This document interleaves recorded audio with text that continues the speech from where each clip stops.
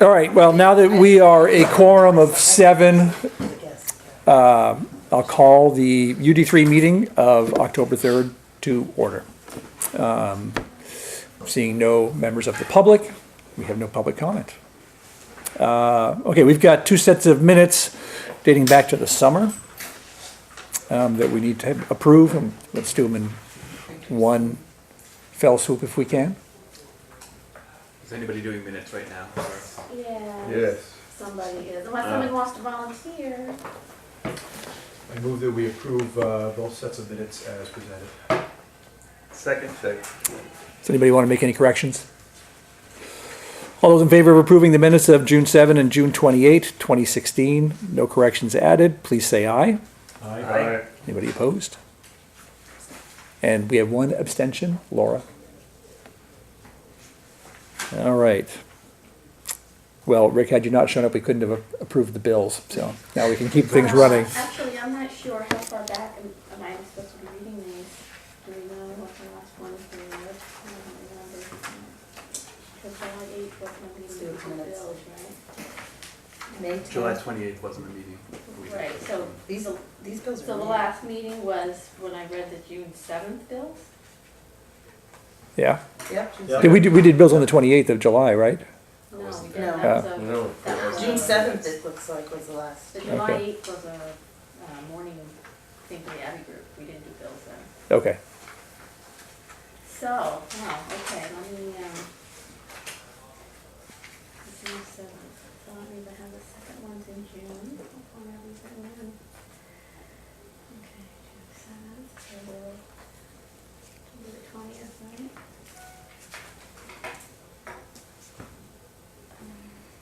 Oh, I don't have those written down. Okay, well, June 21st, I'm not gonna read, I'll have to give you those after. Okay,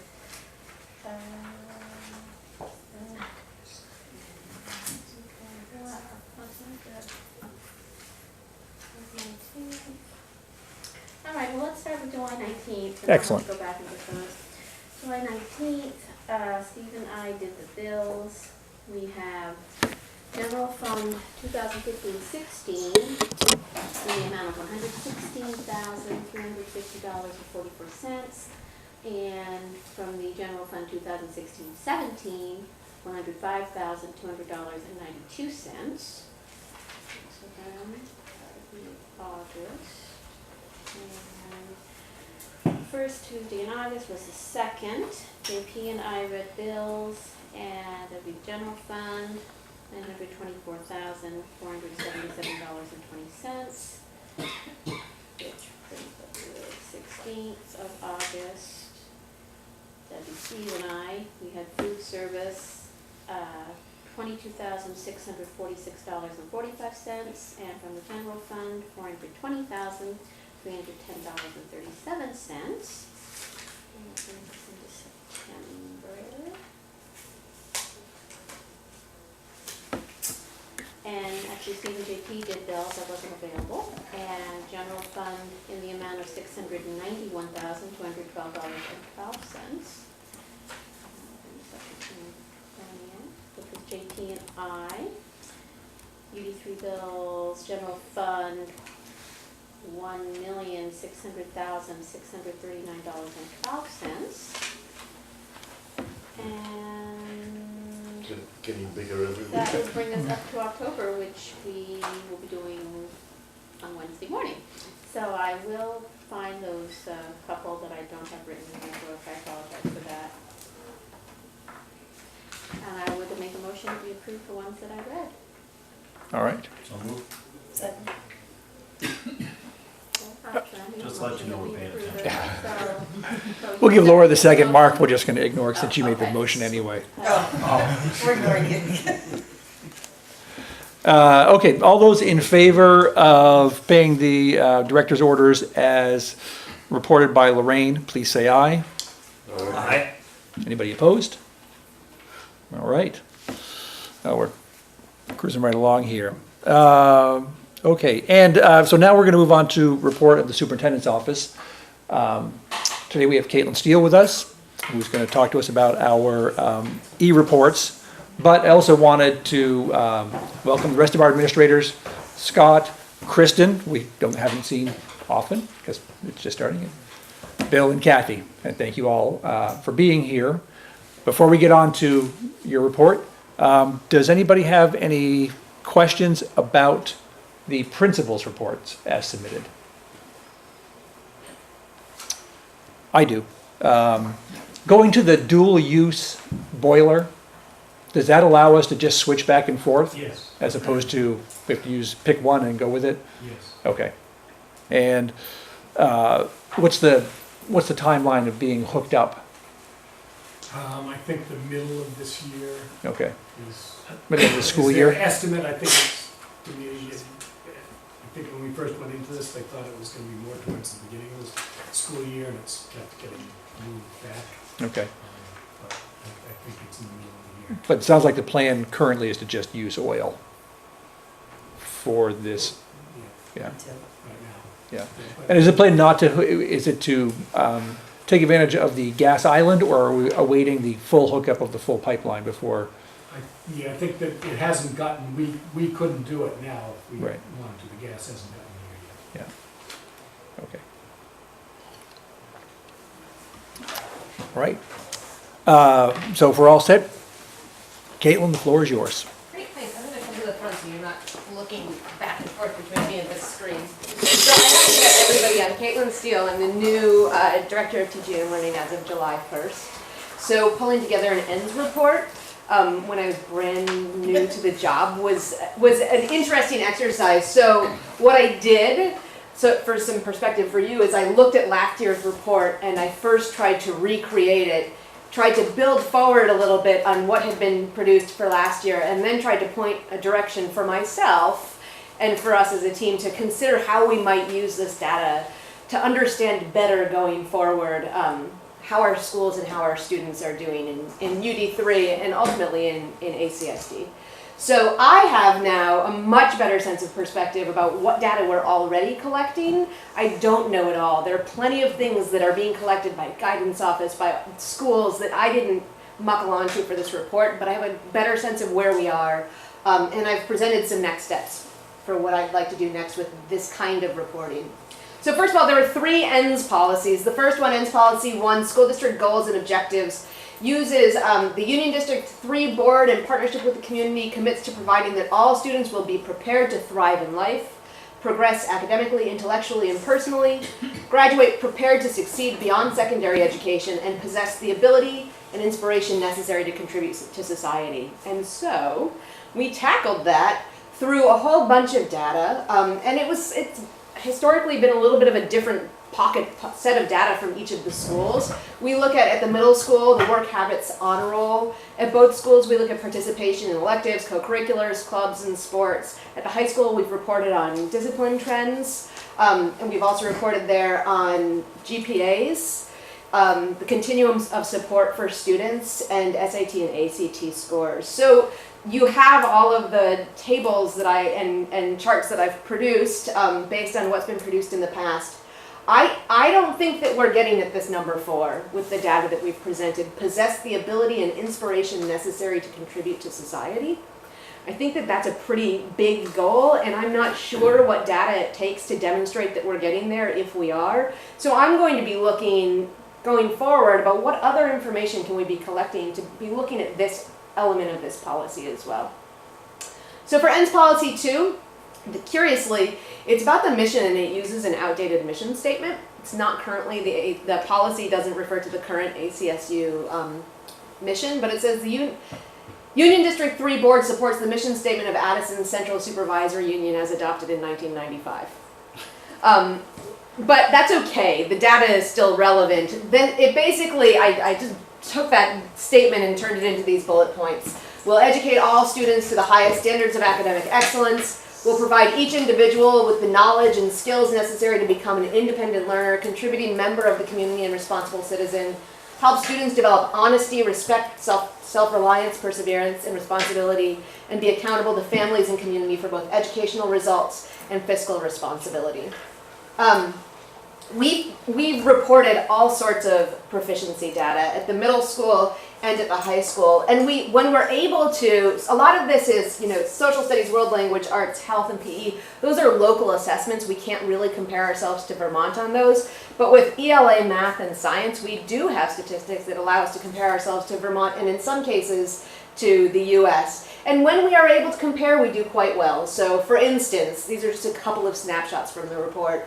In 7th grade on English language arts on the SBAC, 72% of our students hit proficient or above, a score of 3 or 4 on that test, versus 58% of Vermont students. 69 versus 59% in 8th grade. 11th grade, this is a math score, 52% versus 38% proficient or above in the high school versus Vermont. So we do quite well, and Vermont does quite well in general. So this table is one from the SAT, where the green line, this is their math scores on the SAT, the green line is the US scores, trends over time from 2011 through 2016. The red line is Vermont, and the high school is this blue line, and we do consistently quite well in comparison. So that's great news for us in terms of our proficiencies. But this is actually a slide from Secretary Holcomb, Secretary of Education for Vermont, Holcomb, where she's really looking closely at equity in Vermont. And she points out that, so this is probably too small for you to see, but these are 50% of students in Vermont on, this is the 4th grade Smarter Balanced SBAC math test. 50% are proficient or better, score of 3 or better in Vermont. But if you look at, if you break this down by students who are eligible for free and reduced price lunch versus those who are not, 32% of our students who live in poverty by this measure are proficient or better. 63% who are not hitting that cutoff are proficient or better. This is a real equity issue, and I have not dialed the data down to the local level to compare this, but I suspect this is probably a problem for us too. And so I'm interested, so it says our largest subgroup is students who live in poverty. Out of 215 schools, 66 have enough students to report scores separately for students who live in poverty. That has to do with the N size. If there are 10 or fewer students, we can't actually report their scores. So there's a lot of this data that we can't go public with, but it doesn't mean we can't be looking at it and considering equity in our own schools. The problem is even worse for students who qualify for special education in the state. So those who qualify for special education, this is again 4th grade math, 14%, and this is the state of Vermont, it's not our local results. And again, this is a slide from Secretary Holcomb versus those who don't qualify. So I think that these are really interesting questions for us to start asking of our own. Yes, we're doing great overall. Are we doing great in an equitable way? Is a question that I want to dig into going forward. So this is another Holcomb, Secretary Holcomb slide. She says, Vermont does fairly well on both math and ELA assessments at most grades. So do we in Middlebury. Our story is a story of variability, and this has implications for equity. Substantial variability in performance across schools on all assessments, even for schools with similar demographics. And students who belong to historically disadvantaged groups continue to be underserved on average. So again, our ENDS report doesn't get to this level of detail, but these are the kinds of questions that I'm interested in asking going forward. So ENDS Policy 2 mission, this is just revisiting that. Educate all students to the highest standards of academic excellence. I obviously highlighted the all because I'm really interested in whether or not we're doing that. And then this last one, help students develop honesty, respect, self-reliance, perseverance, and responsibility. I have not reported on that. I don't have that data, and I'm really interested in what it would look like to collect some of that data. I would be interested to see if we go forward with IB, which we'll know later today whether or not we're doing that, if the IB learner profile could help us to generate some of that kind of data going forward. A more holistic view of how our students in our schools are doing. So ENDS Policy 3, Undergraduate Success, the Union District 3 Board affirms a commitment to excellence for all ACSU students by providing opportunities for students to take rigorous and challenging courses that align with SAT subject area examinations, offering opportunities to participate in AP courses, and supporting students in admissions to post-secondary institutions. You've got a bunch of tables in there that are useful in terms of answering those. So we've got our high school identify all of these courses that together prepare students for these SAT subject exams. And we had reported in the past on what the courses are. This year we added in how many kids are taking them. So you can sort of get a sense of how many kids are doing that fully designed path to get to those tests. This is way too tiny to see, but it basically says these are in 2014 versus 2015, the number of students enrolled in each of these AP courses, and then how many of them followed through and took the AP exam. And then this is our post-secondary planning statistics that were in there, which I think are interesting. 73% of our graduates from the high school were going on to college, college or technical schools, I should say. And specifically, 6% to highly selective colleges, 11% to very selective, and then it breaks on down from there. So I think that we're preparing students to choose those paths if they want to. But again, I have more questions. I'd love to know what percentage of ACSU students who are eligible for free and reduced price lunch are able to access college or other post-secondary education. I'd like to look at that kind of data. I'd like to know of ACSU students who are accepted to college, how many choose not to attend for lack of sufficient financial aid? I think that that's probably an enormous problem now, as college is astronomically expensive compared to a decade or two ago. What percentage of ACSU graduates who enroll in college finish within 4, 5, or 6 years? This may be data that our guidance department is already collecting and I'm just too new to know. But I'm not sure. And then finally, what other measures of post-secondary success should we consider collecting? So I've presented a ton of data, and I hope that I've shown you where I hope to go as we continue to process this sort of stuff going forward. Yes? How does that 73% college compare to prior years? I don't know off the top of my head. I could look Because it we up must for you. have those numbers. I'm sure that we have broken those down. numbers. I think Bill probably knows the answer to It's that. pretty consistent, you know, every cohort fluctuates Yeah. to some degree. But when I first started, a few years ago, it was in the 60% range, so it's gradually gone up over the years. But some years, I think last year was actually 75, so the year before last rather. So last year was a little bit of a dip, but again, that's, 73 is pretty similar. yeah. Thank you. You had statistics for AP. How are we doing on dual enrollment? I was just looking at those numbers. Do you know them off of the top of your head? I don't. You do? I don't. No. Oh, I think she was looking at that. Did I think I put them in my, I think I. There are- I think you did put it in your report. Yes. In my report. Yeah. I don't remember the numbers. No, it's Oh, that's early college. early, 4 and early college. What is early college, while we're looking for those numbers? Early college is a specific program funded by the legislature that allows students to go to college, what would be their 4th year of high school, and use the courses that they take in that year to complete their high school diploma, as well as count towards college. So it ends up making college a little more financially reasonable. Not the same as dual enrollment then. 14. We have 14 No, it is right now, specifically but different 12. Yeah. from dual enrollment. Yeah.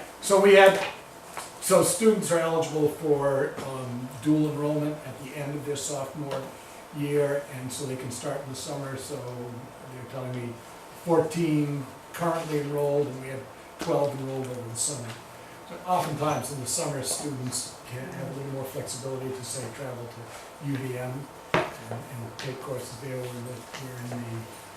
during the school year, they're more likely to be going to CCG locally. And then there are 10 students at Middlebury College taking courses, that's not part of the dual enrollment.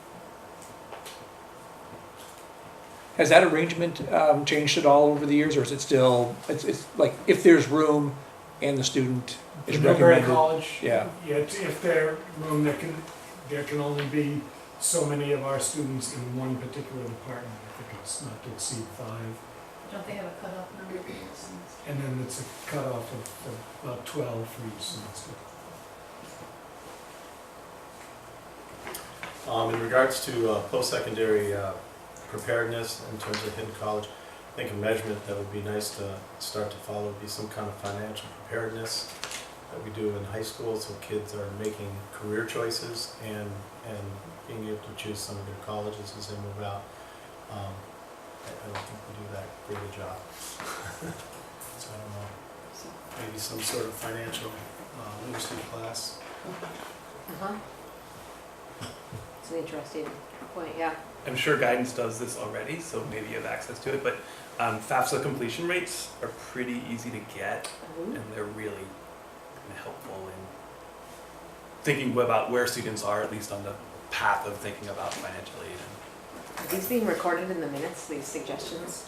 That would be helpful. No, They're on not. TV. They're on TV, great. This is discussion. And I also tied this on the very last page of the report, tied it back to the strategic plan, because you probably understand better than I do, but after July 1st, will we still be reporting on the ends in this way? And so my thinking is that a lot of this data that we've been generating here probably is useful in terms of reporting out on the strategic plan. And so I tied in additional metrics that we've identified in the strategic plan, more of them on that last page, but some of the ones that I think that we really need to start wrapping our brain around. How are we measuring these things? So increased number of students demonstrating mastery through personalized learning experiences, increased number of students practicing citizenship. I'm not sure how we measure that, but it's in our mission, so we should figure out how we can start to measure that.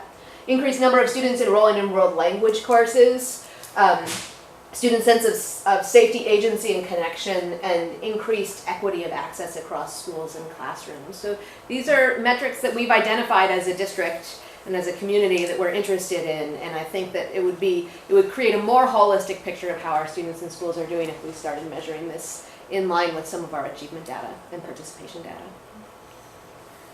That's all I have. If anybody else has Any further questions? Yes, I don't Lorraine? have a question. I have more, well, I guess it is a question. Yeah. You mentioned, Caitlin, about our great numbers, but I'm curious as to, do our administrators consider those great numbers, even though they're better than the state? I don't call 34% who are not proficient or 48% who are not proficient or above great numbers. Would you say that? I would say that. You would say those are great numbers? No, I would say that's an issue. There's room to Yeah. improve. There's room for improvement. Okay, well, I absolutely There's agree also- that there's room for improvement. I would also say that, trying to establish that, I mean, we watch the students, we look at actual student results, and we are in monitoring the tests as they're given, so we know who's trying and who's not. And a lot of kids, particularly 11th grade, if they don't see a reason for working at that, and they are difficult tests, you can see them shut down and not do it. So that's not a real measure of what their ability is, because we would say by other measures in terms of their classroom performance that they're capable of doing well, but they just see no reason to, and if they see no reason to, they just shut down. didn't you say last year though you were gonna start reporting them? I'm sorry. Didn't you say last year that they were told that you were gonna start reporting those? Yeah, but That didn't Still- make it different. it's not gonna, so if we put it on the transcript or whatever, if we can, and actually the first year that we did the SBACs, we couldn't do that. If they're not, colleges aren't asking for them, colleges look at those, they don't, it's not unified like the SAT is over the whole country, so they don't understand them, so they don't pay any attention to them. Kids know that. So SBAC results are now on transcripts. Is that what, I Well, mean, they haven't been because this is the second year, Yeah. this result was the second year. Lorraine, I wouldn't say that they're great results. I would say they're comparably better than the Vermont state average. It doesn't mean that it's good enough or we should be done and just rest on our laurels there. Okay. But you did say they were great when you were giving the I'm presentation. not saying that I didn't. Okay. Let me clarify. I'm not satisfied. But they are relative, for what they are and what they measure, our results are substantially better than what the rest of the state is doing. So we should take something from that. Is it good enough that, and I think that's where Caitlin talked about the equity issue, is it good enough that 60% of the population that cares is doing really well? That's great. but what about the 30 or 40% of the kids that, for whatever reason, don't care or haven't had an equitable shot at doing well at getting an education? And that's, the essence of what's driving my thought process behind IB, is I think doing a program like that will help level the playing field.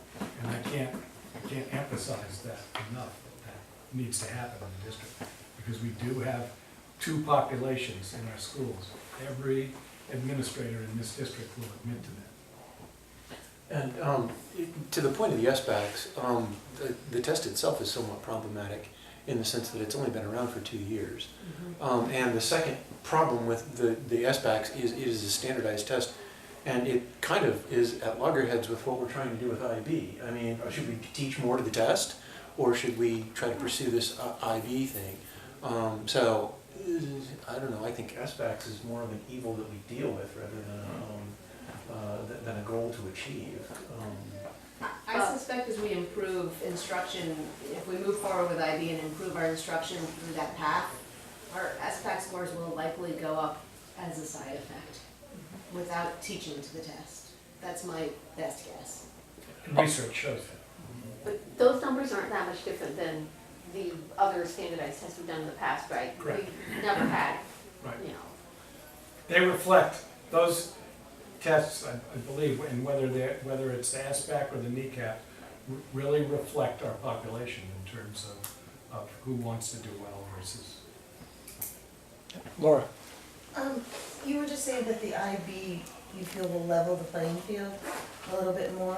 What specifically do you feel, especially for that, the free and reduced group, how is IB gonna directly impact them to the better? Because it presents a common framework and common vocabulary from the primary years through to high school, with all of the teachers talking the same language, all the students talking the same language. I've been in a school where I've seen that, where the teachers are all using a common vocabulary around learning, and the students are actually, over time, using that same vocabulary, and the results from that particular school is ranked Are the assessments done differently than how we're doing them now? the assessment system in IB is, at least at the high school level, is very different from what we do now. Do they still have the formative and summative assessments, and You have to be doing that, yes, in the classroom, but in addition to that, there are tests, there are assessments that are what they call modified, which means that a teacher locally, high school social studies, Bill Lawson, he corrects that, but then he sends those tests and his assessment of those results off to externally to a moderator who has been trained and compares, and they give me feedback in terms of how I'm doing in terms of that, so that it starts developing a common understanding of what, say, proficient. and there's accommodations built into IB for those students that need them? Yes, yeah, and that's, access will be something we'll talk about later this evening. I'd say just if you want to really learn more, stick around for the next meeting. We'll have a good, long presentation on IB. Any further questions on the e-reports presentation? Should we mark the nostalgic end of the e-reports presentations to the UD3 board? not without hearing. Was that not without Jerry? I'm sure he's opening champagne. Well, we have, since the development of the e-policies, we have appreciated the compilation of all the information for all of the administrators who have done it. I know it's been work, but it's been appreciated, and it's really given us as good a look as we can possibly get from our vantage point. And I know you're going to miss them.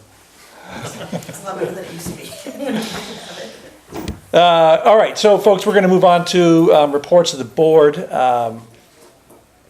We have a discussion labeled Fusilli Field. Are any of our administrators here prepared to speak about this at all, or shall I just? I mean, I can speak about it, but I'm not, I asked Peter the other day why it was placed on the, Yeah. on this, and we talked about it a little bit, but. Yeah, yeah, I mean, he suggested we'll put on the agenda. I probably, you can stop me if I'm going in the wrong direction. Do you have an update on the actual Fusilli Field river bank, or are we just talking about the Legion fields in general? I think you were talking about the fields in general and the Okay. issue of the college. Yeah, and- so the college is making some movement. They keep bringing up the idea that they no longer want to own the Legion fields, which they do. They own those fields. We lease them for nothing, and with the agreement that we maintain them and take care of them. So now the conversation is turning toward, they keep saying they want to do it, then they say, well, we got to wait and do this and do that. So the conversation becomes now, do the fields get turned over to the town, or the fields get turned over to UD3?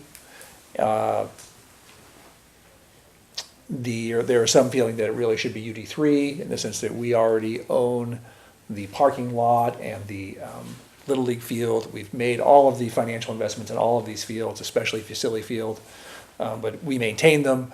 And so therefore, if they are not being turned over to us, then a very specific shared use agreement will have to be worked out with the town, recognizing the years of maintenance and input. So anyway, that's just kind of an update as to the fact that these talks might be going on. And the one thing I would add to that is that the current lease ends in 2017, October 31st, I believe, of 2017. So it will become an issue that the new board will have to face and address. And from an administrator's point of view, we have strong feelings that the field should remain in control of the school system, since we are a major user. And if for some reason we didn't have access to those fields, it would be very problematic for the high school and for all of our athletic teams that play there. I mean, we have, two, male and female lacrosse, male and female soccer, we have softball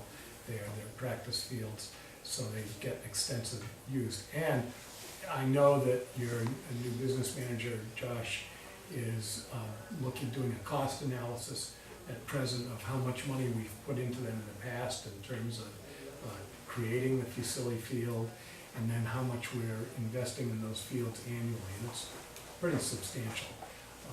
And so it seems to me that it would be really wise for the school system to maintain control of those fields.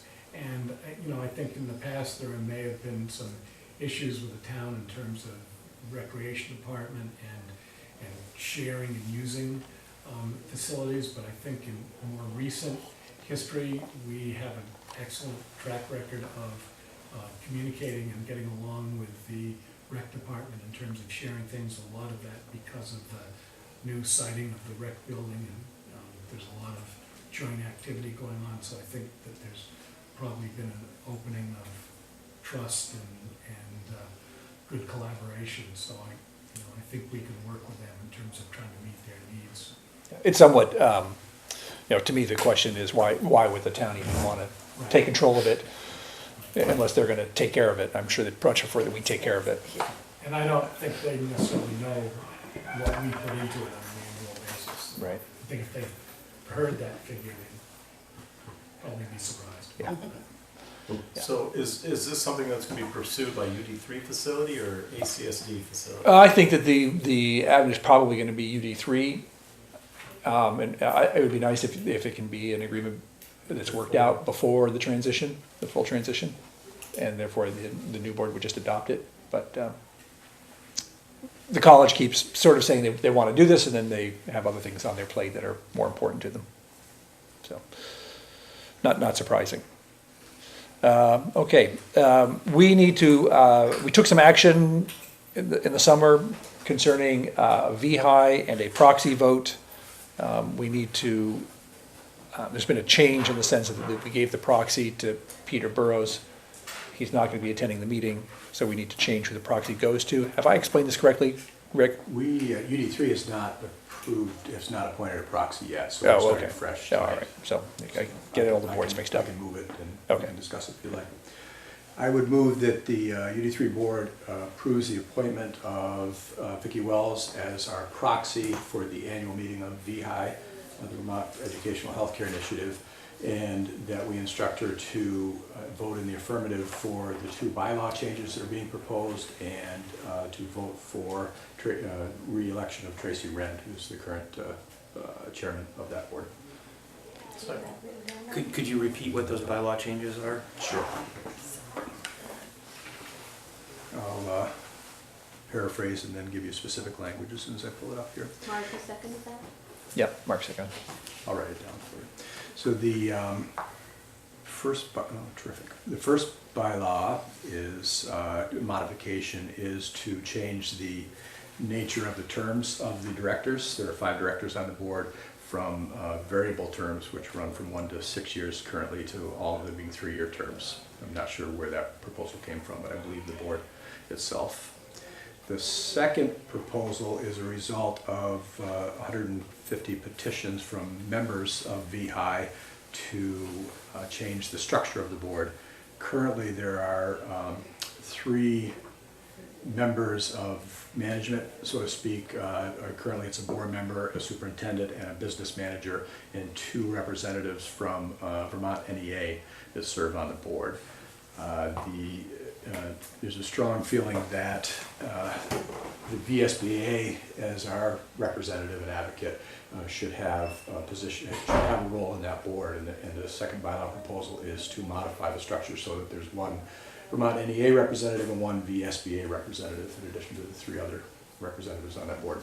So essentially having 4 representatives from management and 1 representative from the teachers?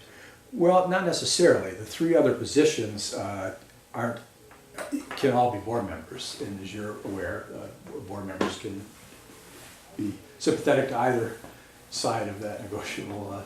But have never been teachers. The 3 have never been teachers. Those 3 board members have never been teachers. You're saying, But they certainly could be. You could be as a board member. You could run for that position. right? But historically, they have never been. Currently, they are not. I don't know historically. Historically, they have never been. I do know that for a fact. And that this is a change from the fair representation of 3 school board, or 3 management and 3 teachers that happened over a year ago.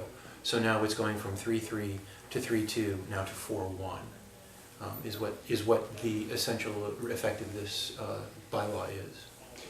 Well, the petition, excuse me, which has 150 signatures on it, is about equity. Essentially, from the school board's perspective, school board members' perspectives, who are the primary members of VHI, a single school board member is not really representative of the overall organization, the overall will of the school boards. In fact, probably at a disadvantage if, in fact, that school board member is from a district that happens to be in contentious negotiations, for example. That it puts them in a precarious position on that board. It's been clear in actions that were attempted and came to fruition earlier this year that the actions of the VHI board put school boards throughout the state at a disadvantage with respect to negotiations around healthcare, when the board acted to adopt a default platinum plan if nothing else was negotiated. So essentially that took negotiations off the table, in effect. That situation was reversed, as I'm sure you're aware, but nonetheless the actions are indicative of the strength of NEA's influence on that board. And as school boards are representative of the taxpayers who pay the majority of this bill, it only makes sense that there will be some equity with regard to representation on that. So I want to caution us from debating the issue at hand, because I suspect that'll be a very big debate at the VHI meeting, and we're not going to solve it here. But just to summarize, Rick, what we need, if we want to do this, if we want to have somebody vote, when we get 2 votes, because we have both a dental plan and a healthcare plan, vote to support these rules change, we need to give that proxy to someone to make the vote. That designated person is Vicki at this stage. And so that's the question at hand. correct? Yes. All right, and this takes place when? October 21, I believe. Okay, Friday morning. okay. All right. So if we're comfortable, Well, yeah, I'm sorry, I'm please. not sorry, quite. more questions, yes.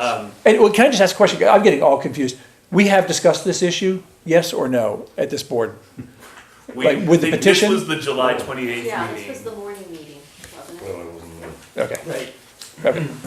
We approved- I just wanted, I we can't, approved just signing can't, the petition. What's that? We approved signing the petition. and that was what we were approving, was signing the petition. Yeah. Okay, I'm sorry, JP, So go I ahead. just want to make sure, because it's, what you're saying, Peter, is surprising me a little bit when I compare that with what the actual motion on the table is, because the motion on the table, as far as I can tell, and maybe I'm wrong about this, is that Vicky is our proxy and we're telling her how to vote on these two bylaw questions. Yeah.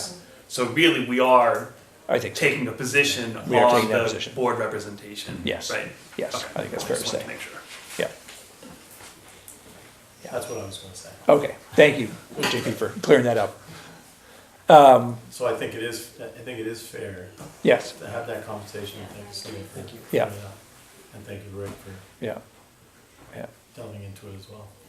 Yeah, no, I didn't, I wasn't trying to say we can't talk about it, we were starting to delve into it, into the weeds, and I'm not sure that we're the ones to do that, but I guess would other folks like to say anything further about it?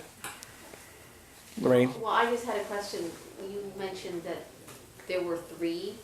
Yes. And when was that switched to 2?